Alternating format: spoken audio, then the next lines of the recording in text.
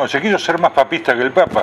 Es decir, en realidad el gobierno de Carlos Menem en la firma de este tratado quiso sacar el título de ser los más alcahuetes, la más alcahuete de la colonia. Si en realidad por la fuerza ya estaba dictaminado. Por la fuerza ya estaba dictaminado. Esto es así de sencillo.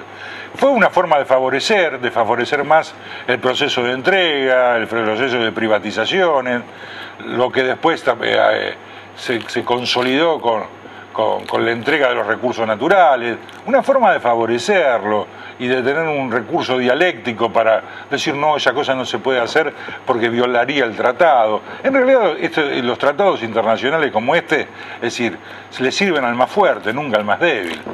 Esta es la realidad de la clase. Soberanía pasa a ser una palabra fuera de uso, fuera de moda, porque pierde validez. ¿Qué sentido tiene el Estado? ¿Para qué planifica el Estado? Si es que planifica. Es decir, si la nación no existe más como tal, si no hay objetivos nacionales, ¿qué sentido tiene el Estado? Así que políticamente muchos se llenan la boca hablando de república, hablando de democracia, hablando de lo que significa para ellos la política y dejan de lado la concepción de patria.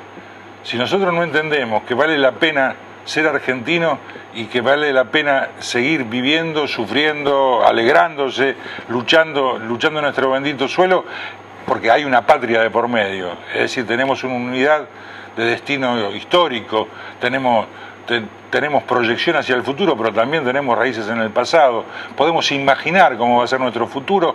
Si nosotros resignamos todo eso, ¿qué sentido tiene seguir esforzándonos? Y esto es lo que le pasa consciente o inconscientemente a una inmensa cantidad de gente. Dejaron de pensar desde el nosotros y todo el mundo empezó a pensar desde el yo. ¿Cómo me salvo yo?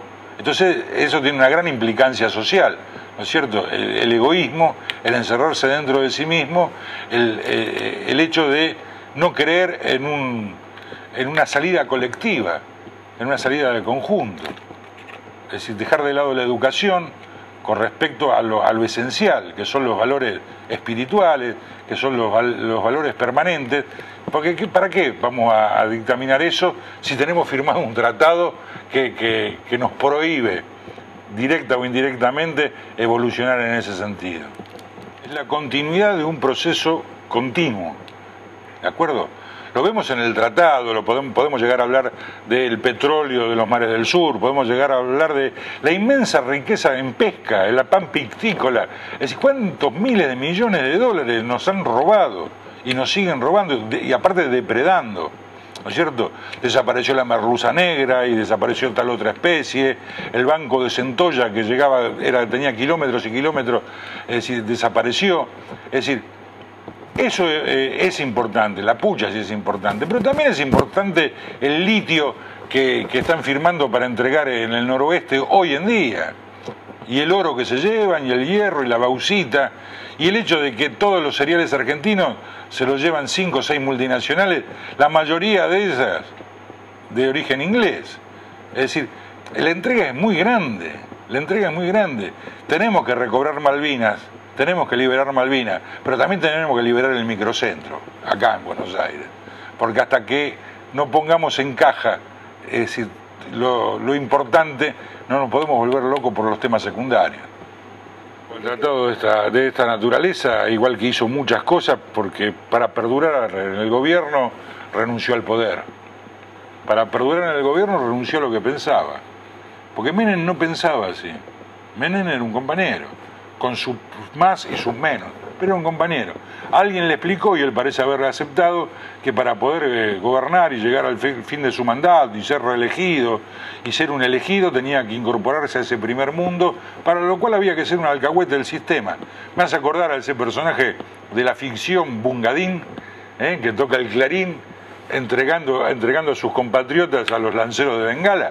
Bueno, y Menem es eso, un Bungadín tocando el clarín para que los lanceros de Bengala de hoy en día, que serán los Gurkhas que invadieron Malvinas, masacren a los argentinos.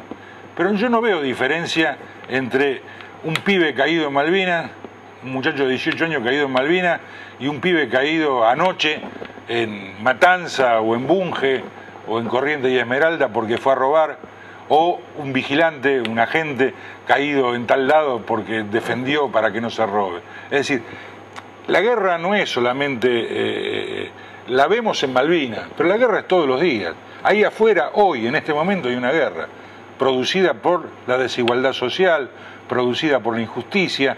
Eso también es fruto del proceso imperialista que reina en nuestro país. De esto hay que tener conciencia. Esta desigualdad en un país que tendría que cobijarnos a todos con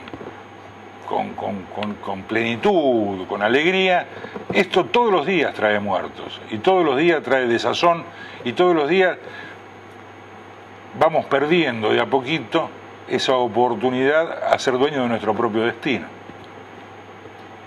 ¿Vos crees que los políticos argentinos en general estaban más o menos al tanto de lo que eran estos acuerdos y los fines que se perseguían? Yo me niego, ahora te voy a contestar, pero yo me niego a dividir la opinión de los políticos por un lado y el resto del pueblo por el otro.